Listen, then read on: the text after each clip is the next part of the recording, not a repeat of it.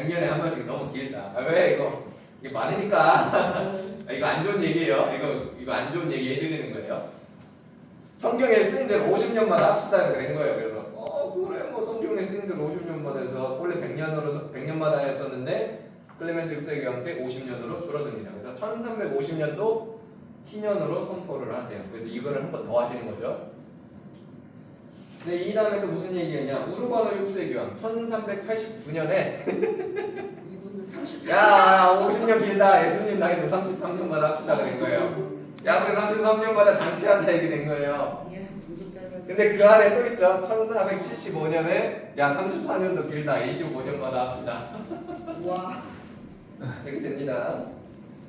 그래서 여기 이렇게 보면 보니파시오 8세 교황 때 1300년에 한 번 했고 50년 뒤에 클레멘스 교황 했고 막 1390년, 1400년, 1423년, 1450년 그리고 아까 25년 했던 거 바로 이제 1475년. 그러니까 뭔가 이 사이에는 굉장히 부작용이 컸어요. 희년이라는 것이 어떤 정말 내가 회개하고 은총을 구하는 예전에 그 예루살렘에 가려고 했었던 그런 표기 성지 순례자들의 마음과 어떤 그런 것들이 사라지고 그냥 돈으로 내가 로마에 가서 은총을 살 수 있다가 되는 그런 것들이 사람들한테 자리를 잡게 되거든요. 그래서 남발된 희년과 이 전대사의 부작용으로 일어났던 것이 종교 개혁입니다. 마르틴 루터, 뭐 칼뱅, 치빙글리, 뭐 이게 세 사람, 헬리칼센 빼고 저렇게 세 사람들이 일어나는 종교 개혁이 이 희년과 전대사 때문이에요. 예를 들어서 이제 특히 마르틴 루터가 있었던 교구에 이제 마르데브루크라는 교구의 대주교가 전대사를 남발을 합니다. 이거 굉장히 부끄러운 일인데 이 마르데브루크 대주교가 우리가 알고 있기에 주교님은 한 교구장만 할 수 있죠. 네. 근데 이분이 그 양다리를 걸치고 있었어요. 양쪽에 다 이렇게 주교를 하고 있었어요. 근데 양쪽에 이렇게 주교를 하다 보니 왜 그렇게 하냐면 그때 당시에는 주교를 하다 보면 영주와 같은 거예요. 그러니까 그 지역의 수입들 같은 걸 자신들이 관리를 하게 되니까 권력이 가지게 되는 거죠. 주교부에 대한 어떤 권력을 갖게 되니까 그것도 불법이었어요. 교회법상 맞지 않았는데 그냥 그렇게 하고 있었던 거예요. 그것도 맞지 않은데 옆교부에 주교가 이게 돌아가셨어. 빈자리가 생긴 거예요. 거기도 막 내가 하려고 한 거예요. 근데 그거를 할 때 어떻게 했냐면 그냥은 안 될 것 같고 로비를 좀 해야겠네 하면서 돈을 찔러줘서 그 자리를 산 거예요. 3개를 교부를 먹게 된 거죠. 근데 그걸 할 때 빚을 져서 그 자리를 샀대요. 빚을 져서. 그러니까 빚을 갚아야 되잖아요 이제. 그래서 뭘 했냐? 교황님과 딜을 한 거예요. 교황님한테 가서 우리 교구에서 8년간 면죄부를 팔 수 있어요. 그때는 면벌부라고 하지만 면죄부를 팔 수 정확하게 전대사를 파는 거예요. 그건 면죄부라는 아니라 면벌부죠. 우리는 원래 전대사가 벌을 가면 벌을 없애주는 거니까 면벌부를 팔 수 있도록 해주십시오. 그러니까 교황님이 베드로 성당도 지어야겠고 야 그럼 반띵 하자는 거예요. 야 반띵해 이렇게 된 거예요. 거기서 파는 거. 근데 마틴 루터가 그걸 보면서 뭐라고 얘기를 했을까? 이 사람 교수였어요. 신학교에서 자기만 이런 게 아니라 그 당시 신부님들이 다 이거에 대해서 노발을 받았어요. 이게 말이 됩니까? 했는데 누군가 한 명이 나서서 깃발을 들지는 못했어요. 그 깃발을 들었던 사람이 마틴 루터입니다.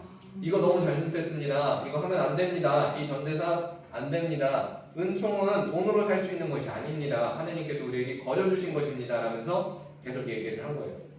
마르틴 루터가 잘 얘기했죠? 네. 마르틴 루터 아주 좋은 사람입니다. 그래서 마르틴 루터가 딱 얘기를 하고 이 내용도 재밌어요. 그 다음에 마르틴 루터 겪는 얘기인데 이거는 너무 길어지니까 뺄게요. 그런 일들을 겪고 나서 그 트리엔트 공회가 열리게 돼요.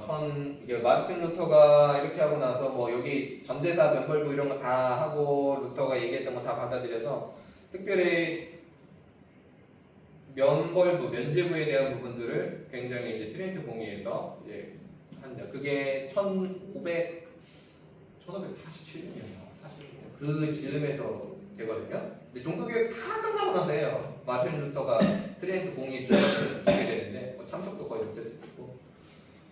그래서 트리엔트 공의회 때 이 희년과 전대사에 대해서 우리가 다시 재정리를 해야 된다라는 이야기가 나옵니다. 그래서 다시 원래 희년과 전대사의 의미를 찾으려고 하죠. 그래서 제일 중요했던 건 은총의 무상성이었어요. 하느님께서 우리에게 주신 은총은 마르틴 루터가 얘기했던 대로 돈으로 살 수 있는 그런 부분들이 아닙니다.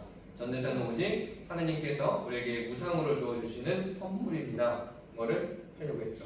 그럼 전대사가 뭐냐라는 거예요. 전대사가 뭐냐? 언제부터 시작됐냐? 아주 옛날 초기 교회 때부터 전대사에 대한 의미들이 있었어요. 왜 있었냐면 옛날에는 고해성사를 볼 때 지금이랑 반대였어요. 무슨 얘기냐면 지금은 죄 고백을 하고 사제경을 받은 다음에 보석을 하죠. 예전에는 보석을 다 하고 나서 사제경을 받을 수 있었어요. 보석을 해야만 사제경을 받는 거예요. 근데 보석이 옛날에는 굉장히 엄했습니다. 그냥 간단하게 기도하고 끝난 그런 게 아니라 몇 년간 해야 되는 거예요. 3년 혹은 10년 이런 식으로 해야 되는 거예요. 보석만. 근데 그때는 보석받는 사람이 대부분 배교자들이었어요. 배교했던 사람들이 돌아와서 고해성사가 시작됐기 때문에 그 사람들에 대한 그 보석이 굉장히 엄했습니다. 문제가 생기는 게 뭐냐면 보석을 하다가 죽어요. 보석을 하다 죽는 거예요. 너무 오래 해야 되니까 보석을. 그러니까 사람들이 그러는 거예요. 보석을 하다 죽은 사람은 지옥에 갑니까? 진짜. 네, 그걸 뭐예요? 보석 사제경을 못 받았으니까.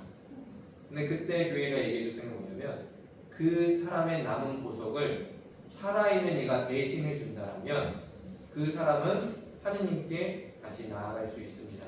내가 그 사람을 위해서 대신 보석을 했었던 것들이 전대사의 원래 그거였어요. 그 사람이 받을 거를 내가 대신해서 그 행위를 그 사람이 해야 될 보석의 행위를 함으로써 갚아주는 것. 그래서 우리도 지금 전대사 할 때 물론 나를 위해서 쓰지만 돌아가는 이들을 위해서 사용할 수 있다는 표현이 그때부터 시작된 거예요. 그러니까 원래 전대사는 돌아가신 분들이 이게 차마 다 보석을 못했을 때 갈 수 있도록 해주는 하나의 선물이었던, 우리가 해줄 수 있는 선물이었던 거죠. 그게 가능하다고 교회가 열어줬고 그게 이제 하나의 하느님의 은총으로서 나온 거죠.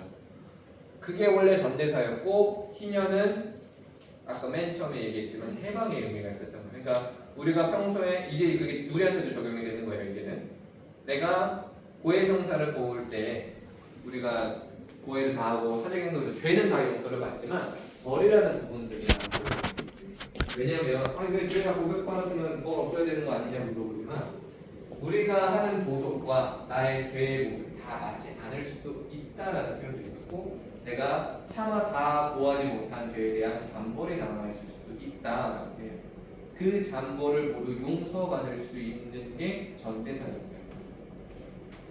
그리고 그거를 언제만 할 수 있었냐면 특별한 기간에, 그리고 그 기간이 우리는 11월마다 이제 위령 소설 때도 가능했었지만 희년 1년을 통째로 주는 날이 있었던 게 이 날을 정해졌던 거죠. 그래서 이거를 50년 또는 25년만 하는데 그 아까 봤지만 기록들 보면